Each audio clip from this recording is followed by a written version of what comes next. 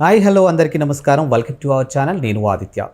సిటీలో double bedroom flat, city శివార్లో villa, ఈ రెండిట్లో ఇన్వెస్ట్మెంట్ పర్పస్ ఏది బెటర్ ఆప్షన్ అంటారు? అసలు డబుల్ బెడ్రూము విల్లా కంటే కూడా ఏదైనా ఒక మంచి ల్యాండ్ కొనుక్కుంటే మంచిది అంటారా? ఈ మూడిట్లో ఏది బెటర్ అంటారు? ఇలాంటి ఎన్నో అంశాల గురించి తెలుసుకునే ప్రయత్నం చేద్దాం. సో ప్రస్తుతానికి మనతో పాటు స్టూడియోలో ఉన్నారు real estate expert Sanjay Nayak గారు. సో వారిని అడిగి మరిన్ని విషయాలు తెలుసుకుందాం. సార్ నమస్కారం. సార్ నమస్కారం. సార్, సిటీలో డబుల్ బెడ్రూమ్ ఫ్లాట్ లేదా సిటీ అవుట్కట్స్లో విల్లా, ఈ రెండిట్లో ఇన్వెస్ట్మెంట్ పర్పస్ ఏది బెటర్ అంటారు అసలు? సో 3 ఆప్షన్స్ ఉంటాయి ఎప్పుడైనా సరే మనం ఇన్వెస్ట్మెంట్ చేసే ముందు. ఒకటి, మన పర్పస్ ఏముంది, అంటే మనకి ఏముంది ప్రజెంట్, మనం ఇప్పుడే ఉండాలి. ఫర్ ఎగ్జాంపుల్ నేను వర్క్ చేసేది Gachibowli, hitech city, Madhapur. So ఆఫీస్కి నియర్ బై ఉండాలి, నేను ఎక్కువసేపు ట్రావెల్ చేయొద్దు, ట్రావెల్లో నా టైం పోవద్దు అనుకుంటే ఏం చేయాలంటే అపార్ట్మెంట్లలో ఫ్లాట్స్ కొనుక్కొని ఉంటారు చాలామంది ఎంప్లాయీస్. సెకండ్ కేటగిరీ ఏంటంటే వాళ్ళు ప్యూర్లీ ఇన్వెస్ట్మెంట్ చేసేవాళ్ళు. సో ప్యూర్లీ ఇన్వెస్ట్మెంట్ అన్నప్పుడు ఏం చేస్తారు, వాళ్ళు అపార్ట్మెంట్లలో ఫ్లాట్లు కొనరు, బయటికి వెళ్ళిపోయి ఇక్కడ ల్యాండ్ కానీ మీరు అన్నట్టు ఫ్లాట్ కానీ విల్లాస్ కానీ ఏదో ఒకటి ఇన్వెస్ట్మెంట్ చేస్తారు. దీని తర్వాత ఏంటంటే మనం ఫస్ట్ పర్పస్ చూసుకున్నాము, దాని తర్వాత ఏంటంటే ఎంత ఇన్వెస్ట్మెంట్ చేస్తున్నాం అనేది చాలా ఇంపార్టెంట్. సో మనం ఎంత పెడితే దాని తగ్గట్టే రిటర్న్స్ వస్తాయి. థర్డ్ వెరీ ఇంపార్టెంట్ ఏంటంటే టైం పీరియడ్, మనం ఎంత టైం పీరియడ్ వెయిట్ చేస్తే దాన్ని బేస్ చేసుకొని రిటర్న్స్ అనేది వస్తాయన్నమాట మనకి. సో ఇప్పుడు మనం ఏం చూడాలంటే కంపారిజన్ చేసేటప్పుడు ఏంటంటే ఇప్పటికిప్పుడే ఉండాలి అనుకుంటే చాలామంది అపార్ట్మెంట్లలో ఫ్లాట్స్కి వెళ్తారు. ఇలా ఫ్లాట్ తీసుకుంటే ఇలా మనము హైదరాబాద్ మొత్తంలో ఎక్కడ తీసుకున్నా కూడా పర్ ఎస్ఎఫ్టీ 5,000 అండ్ అబోవ్ ఉంది. ఈ ప్రైస్, ఇంత ప్రైస్ పెట్టాలన్నప్పుడు ఒక ఎఫర్ట్ చేయగలుగుతాము. ఇప్పుడే ఉండాలన్నప్పుడు ఏం చేస్తారు, ఎంతో కొంత అమౌంట్ కట్టి దానికి ముందు మిగతా అమౌంట్ లోన్కి వెళ్ళి లోన్ కడుతూ ఆ ఫ్లాట్లో ఉంటారు చాలామంది. సెకండ్ ఇంకోటి ఏంటంటే ఇది ఒక 80 lakhs మినిమం, ఒక 70-80 lakhs ఉంటే ఫ్లాట్స్ వస్తాయి.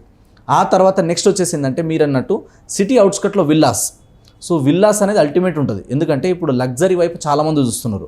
సో దీనికి అనేది ఒక స్పెషల్ టార్గెట్ ఉంటారు కస్టమర్, దీని టార్గెట్ వేరే ఉంటుంది, దీంట్లో ఇన్వెస్ట్మెంట్ కూడా వేరే ఉంటుంది. ఇప్పుడు మనం హైదరాబాద్లో తీసుకుంటే ఓఆర్ఆర్ లోపల విల్లాస్ దొరకడం కష్టం. దొరికినా కూడా మినిమం 4 CR అండ్ అబోవ్ ఉంటుంది. 4 CRలో కూడా చాలా వరకు నేను చూసినా ఎక్కడ లేవు. మినిమం వచ్చేసి ఇప్పుడు ఓఆర్ఆర్ అండ్ ఓఆర్ఆర్ దాటిన తర్వాత లేదా ఓఆర్ఆర్కి చుట్టుపక్కల ఎక్కడైనా తీసుకుంటే మనము 2 CR అండ్ అబోవ్ ఉంది. చిన్న ఒకటి సంబంధించిన 150-160 గజాల్లో తీసుకున్న కూడా ఒక విల్లా మనకి 2 CR అండ్ అబోవ్ ఉంటుంది. సో అంత అమౌంట్ ఇన్వెస్ట్మెంట్ చేయగలుగుతాము, అఫోర్డ్ చేయగలుగుతాం అనుకునే వాళ్ళు విల్లాస్కి వెళ్తారు. అండ్ విల్లాస్లలో ఎవరు ఎక్కువ ఉంటారంటే లగ్జరీ వైపు వెళ్ళే వాళ్ళు విల్లాస్లో ఉంటారు. ఇంకొకటి ఏంటంటే విల్లా సైడ్ వెళ్ళే వాళ్ళకి కొంచెం హై ఇన్కమ్ ఉన్న వాళ్ళే దానికి వెళ్తారు. అంటే ఫర్ ఎగ్జాంపుల్ నేను ఏం పని చేసినా చేయకపోయినా యాక్టివ్ ఇన్కమ్ మీద డిపెండెన్స్ కాకుండా మనకి ప్యాసివ్ ఇన్కమ్ వచ్చే వాళ్ళు ఎక్కువ మంది దానికి వెళ్తారు అనమాట. దీని తర్వాత నెక్స్ట్ కేటగిరీ ఏంటంటే సిటీ అవుట్స్కట్లో ప్లాట్స్ కానీ ల్యాండ్స్ కానీ కొంటారు. ఇప్పుడు సిటీ సరౌండింగ్లో మనం ఎక్కడ తీసుకున్నా కూడా ఏంటంటే ఓఆర్ఆర్ దాటి బయటికి వెళ్తే హైవేలకైతే కోట్లలో ఉంటుంది, ₹1,00,00,000 కంటే తక్కువ ఏ హైవేలో లేదు. అక్కడ నుంచి మళ్ళీ ఒక 3 కిలోమీటర్ 5 కిలోమీటర్ రేడియస్ లోపలికి వెళ్తే 70 లక్షలు 80 లక్షలు ఈ రేంజ్లో కూడా దొరుకుతాయి.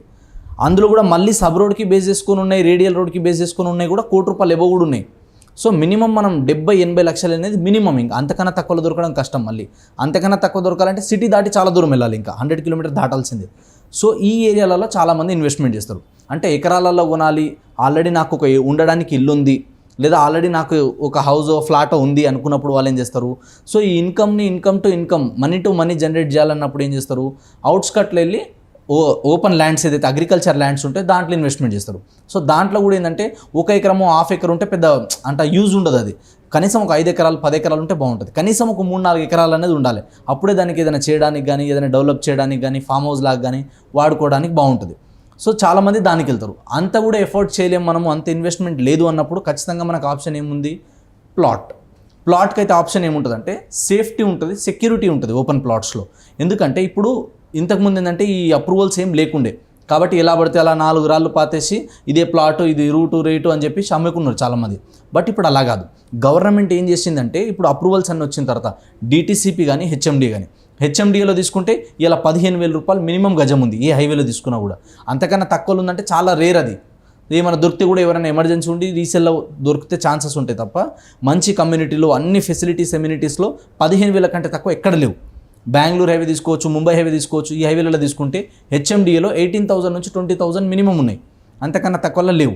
సో హెచ్ఎండిఏలో అఫోర్డ్ చేయగలిగితే అంటే ఒక 200-300 గజాలు మనం ఎఫర్ట్ చేయగలుగుతామంటే ఒక 30-40 లక్షలు పెట్టగలుగుతామంటే ఎందులోకి వెళ్తారు, హెచ్ఎండిఏలోకి వెళ్తారు. లేదండి 30 లక్షలు 40 లక్షలు కూడా నేను ఎఫర్ట్ చేయలేను అనుకున్న వాళ్ళు ఏం చేస్తారు, కొంచెం అమౌంట్ కట్టి కొంచెం లోన్ తెచ్చుకోవడం కానీ, లేదా అంత కూడా ఎఫర్ట్ చేయలేమన్న వాళ్ళు DTCPలో తీసుకోవాలి. DTCP రెరా అప్రూవ్డ్ ఉన్న లేఅవుట్స్లలో మనం తీసుకుంటే ఏమవుతుంది, తక్కువ బడ్జెట్లో తీసుకుంటే ఇలా 15 లక్షల నుంచి కూడా మనకు అవైలబుల్ ఉంటాయి అన్నమాట. సో 15 లక్షల రేంజ్లో, ఒక 14-15 లక్షల రేంజ్లో కూడా మనకి మెయిన్ టౌన్, ఒక బెంగళూరు హైవే కావచ్చు, ముంబై కావచ్చు, ఎనీ హైవేలలో కావచ్చు, హైవే నుంచి ఒక 3 to 5 కిలోమీటర్ రేడియస్లో దొరుకుతాయి ప్లాట్స్. ఆ ఏరియాలో మనం ఇన్వెస్ట్మెంట్ చేయగలిగితే ఫ్యూచర్లో అద్భుతమైన రిటర్న్స్ వస్తాయి. సో మనం పెట్టే ఇన్వెస్ట్మెంట్ని బేస్ చేసుకొని మనం ఎంత టైం వెయిట్ చేస్తామనే దాన్ని బట్టి రిటర్న్స్ వస్తాయి అన్నమాట. మనకి రిటర్న్స్ తొందరగా రావాలి, అప్రిషియేషన్ ఫాస్ట్ రావాలంటే మాత్రం డబ్బులు కొంచెం ఎక్కువ పెడితేనే వస్తాయి. తక్కువ పెట్టుబడి పెట్టి ఇమ్మీడియట్గా ఎక్కువ రావాలంటే రాదు. చాలామంది మోసపోయేది ఇక్కడే. కాబట్టి ఇలా మోసాలు జరుగుతున్నాయి. ఎందుకంటే వాళ్ళు చెప్తారు ఇవాళ ఇన్వెస్ట్మెంట్ చేయండి, మీరు 2 ఏళ్ళకే డబుల్ అయిపోతుంది, 3 ఏళ్ళకే డబుల్ అయిపోతుంది అంటారు. అది ఓవర్ నైట్ కాదు, అయినా కూడా చాలా రేర్ కేసెస్లో అవుతాయి, చాలా తక్కువ సార్లు అవుతుంది. అన్ని చోట్ల అన్ని సార్లు అవ్వదు. కాబట్టి మనం ఎస్టిమేషన్ ముందే సేఫ్ సైడ్ క్యాలిక్యులేట్ చేసుకొని దాన్ని బేస్ చేసుకొని మనం ఇన్వెస్ట్మెంట్ చేయాలి. మనం పెట్టే పెట్టుబడి ఎంత అప్రిషియేషన్ రావచ్చు ఏందని చూసుకోండి. ఇలా ఎవరైనా సరే మిడిల్ క్లాస్ పీపుల్ వాళ్ళు కానీ ఎవరైనా సరే ప్రాపర్టీ మీద ఇన్వెస్ట్మెంట్ చేద్దాం అనుకునే వాళ్ళు మమ్మల్ని ఒక్కసారి కన్సల్ట్ అయితే వాళ్ళ బడ్జెట్లో ఎక్కడ వస్తుంది, ఎక్కడ కొంటే బాగుంటుంది, సేఫ్టీ సెక్యూరిటీ గ్యారంటీ ఎక్కడ ఉంటుంది, అలాంటి విషయాలన్నీ మేము చెప్తాం. ఎందుకంటే చాలామంది మార్కెట్లో అన్ని విషయాలు చెప్పరు కస్టమర్కి. ఎందుకంటే దాంట్లో ఉన్న డెప్త్ నాలెడ్జ్ కానీ, దాంట్లో ఉన్న లూప్ హోల్స్ కానీ, ప్లస్లు మైనస్లు అందరికీ అన్నీ తెలియదు కదా. ఎందుకంటే వాళ్ళ ప్రొఫెషన్ వాళ్ళు బిజీ ఉంటారు కానీ రియల్ ఎస్టేట్ గురించి అన్నీ తెలుసుకోరు కదా. సో మేము పొద్దున్న లేస్తే మాకు ఇదే పని కాబట్టి సో దీంట్లో మాకు డెప్త్ నాలెడ్జ్ ఉంటుంది. దీంట్లో మేము ఎక్కువ మందితో కొలాబరేట్ అయి ఉంటాం. చాలామంది బిల్డర్లు, డెవలపర్స్ మాతో ఉంటారు కాబట్టి వాళ్ళ దగ్గర నుంచి ఇంటర్నల్ ఇన్ఫర్మేషన్స్ అన్నీ ఉంటాయి. సో అక్కడ మీకు చెప్పే ప్రైస్ వేరే ఉంటుంది, మాకు చెప్పే ప్రైస్ వేరే ఉంటుంది. సో అక్కడ అంత పెట్టొచ్చా లేదా అన్నది కూడా మేము అన్నీ ముందే క్లియర్గా చెక్ చేసుకున్న తర్వాతనే మేము ఎవరికైనా సరే ప్రమోట్ చేస్తాం అనమాట.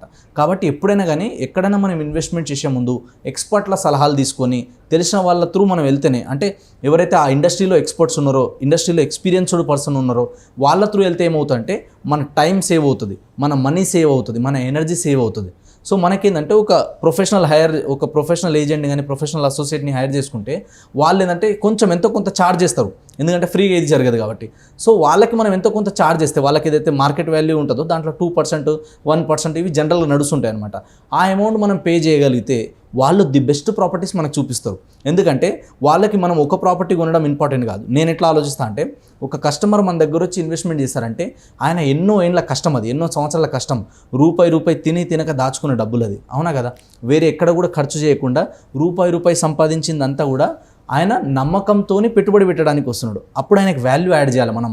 అండ్ ఇంకోటి నేను ఎప్పుడు ఎట్లా ఆలోచిస్తా అంటే, ఒక కస్టమర్ వస్తే ఒకటి ఇంపార్టెంట్ కాదు నాకు, ఈ కస్టమర్ని మంచి సాటిస్ఫై చేస్తే ఈయన మంచి ప్రాపర్టీ కొనుక్కుంటే ఇవ్వాలి మన దగ్గర, ఈయననే 10 సంవత్సరాల్లో 100 కస్టమర్లను తీసుకొస్తారు నా దగ్గర. సో ఆ కాన్ఫిడెన్స్ ఉంది కాబట్టి మనం ఏం చేస్తామంటే ఎప్పుడు కూడా కస్టమర్కి రైట్ ప్రాపర్టీ చూపిస్తాం. ఈయన ఒక ప్రాపర్టీ కొన్నారు ఒక కస్టమర్ అనుకోండి, ఆయన నుంచి 10 సంవత్సరాల్లో 100 రిఫరెన్స్లు గ్యారంటీ వస్తాయి. ఇది మార్కెట్ సూత్రం, చాలామంది తెలియదు. సో మేము ఎప్పుడు కూడా అట్లా సర్వీస్ ఇస్తాం.